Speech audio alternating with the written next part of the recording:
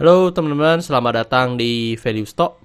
Hari ini saya akan membahas analisa fundamental PJAA kuartal ketiga tahun 2020. Oke, ini disclaimer-nya. Yang pertama, ini merupakan seri analisa fundamental, bukan ajakan beli, jual, ataupun suatu saham, dan keputusan investasi ada di tangan teman-teman selaku investor.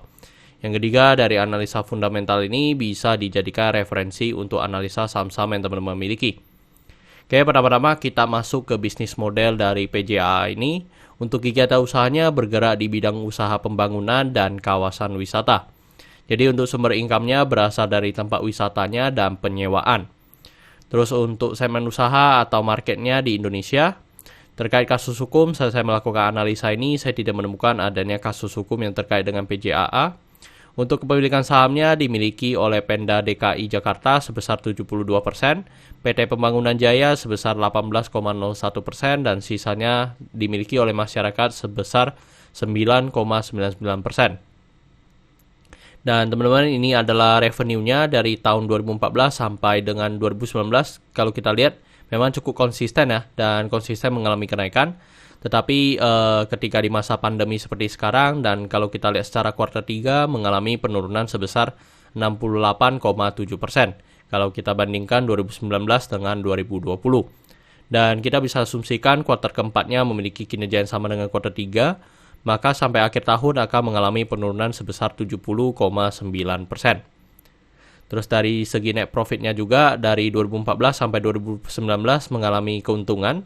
Tetapi ketika di masa pandemi seperti sekarang, kalau kita lihat secara kuartal 3 mengalami penurunan ya, bahkan penurunannya itu sampai minus untuk perusahaan PJAA ini. Dan kalau kita asumsikan kuartal keempatnya juga memiliki kinerja yang sama dengan kuartal 3, maka sampai akhir tahun akan mengalami penurunan yang lebih dalam lagi ya. Tetapi kita harus tunggu sampai laporan keuangannya keluar. Terus dari segi asetnya dari 2014 sampai 2020 juga konsisten mengalami kenaikan, dan kenaikan 2019-2020 sebesar 2,4%. Dan kenaikan aset ini kalau saya lihat disebabkan karena kenaikan hutang ya, yang dimana 2019 dengan 2020 mengalami kenaikan hutang sebesar 22,3%. Terus dari segi modalnya dari 2014 sampai 2019 cukup konsisten mengalami kenaikan, dan 2020 ini mengalami penurunan ya. Ini disebabkan karena net profitnya minus, itu mengurangi modalnya, dan mengalami penurunan sebesar 13,6%. Dan teman-teman, ini adalah summary laporan keuangannya dari 2014 sampai 2020. Dan di sini saya akan banyak membahas tentang rasio keuangannya. Yang pertama ada NPM atau net profit margin. Untuk 2020 minus sebesar 82,49%. Yang jadi EPS sama pernya di 2020 ini tidak bisa kita analisa ya. Tetapi untuk PJAA ini karena udah berdiri lebih dari 5 tahun, dan dari sebelum-sebelumnya juga konsisten mengalami profit, jadi kita bisa menggunakan dari historinya. Dari 2014 sampai 2019 kalau kita ambil rata-ratanya mungkin kita bisa mendapatkan sekitar 15-17% untuk dari segi net profit marginnya. Terus dari segi EPS-nya mungkin kita ambil yang terakhir aja di 2019 mungkin di 144. Dan dari pernya sekitar 6 sampai dengan 9 ya dari segi per dari PJAA ini. Terus untuk book value sekarang di 1188. Dan kalau kita bandingkan dengan harga sekarang di 575, maka kita bisa mendapatkan PBV-nya di 0,48 kali. Dan ini adalah PBV yang paling rendah ya semenjak 2014 sampai dengan 2020 untuk saham PJAA ini. Terus dari segi DER-nya di 1,22 kali, dan ini juga DER yang paling tinggi ya dibandingkan dengan DER sebelum-sebelumnya. Terus untuk ROE-nya minus untuk di 2020 ini, jadi kita tidak bisa gunakan. Tetapi kalau kita lihat secara historinya mungkin kita bisa mendapatkan ROE-nya sekitar di atas 9%. Terus untuk ROA-nya juga minus, tidak bisa kita gunakan untuk analisa. Oke teman-teman, saat saya melakukan analisa fundamental ini untuk saham PJAA berada di 575 untuk harga sahamnya, dan dari analisa fundamental saya bisa mendapatkan nilai intrinsiknya sekitar 1100. Jadi masih memiliki margin of safety 91%.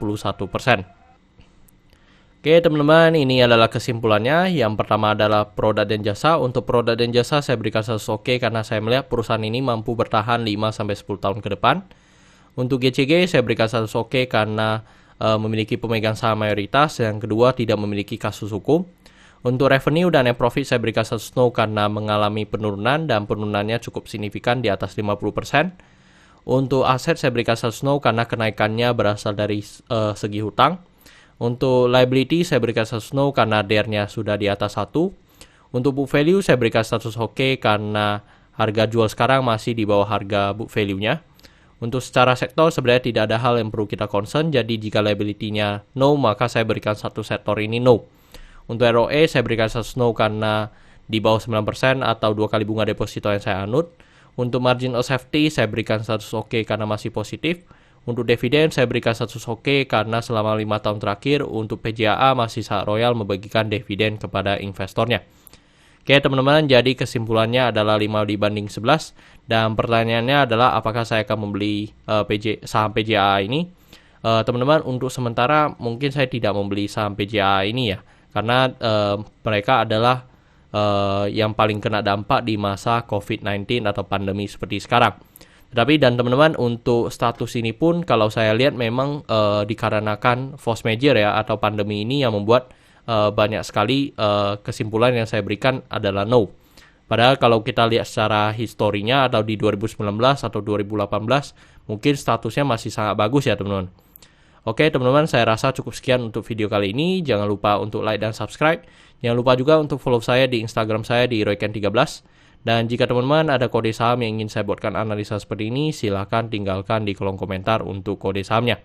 Oke teman-teman, see you in the next video. Bye-bye.